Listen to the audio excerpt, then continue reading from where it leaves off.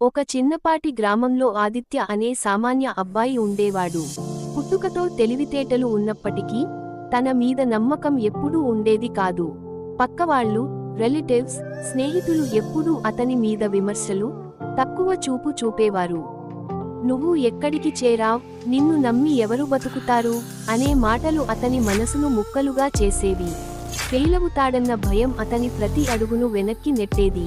తల్లి మాత్రం ఒకే మాట చెప్పేది, నీ జీవితానికి నువ్వే యజమాని, నువ్వు నమ్మినప్పుడు మాత్రమే ఈ ప్రపంచం నిన్ను నమ్ముతుంది. కానీ ఆ మాటల విలువ అతను అప్పుడు అర్థం చేసుకోలేదు. కాలేజీ అడ్మిషన్ రాకపోవడం, ర్యాంకులు పడిపోవడం, పక్క వాళ్ళ మాటలు రోజురోజుకి అతన్ని చీకటిలోకి తోసేశాయి. ఒక రాత్రి అందరూ నిద్రపోతే అతను కిటికీ దగ్గర కూర్చుని ఆకాశాన్ని చూస్తూ కన్నీళ్లు పెట్టుకున్నాడు. తన జీవితానికి తానే శత్రువని గ్రహించిన మొదటి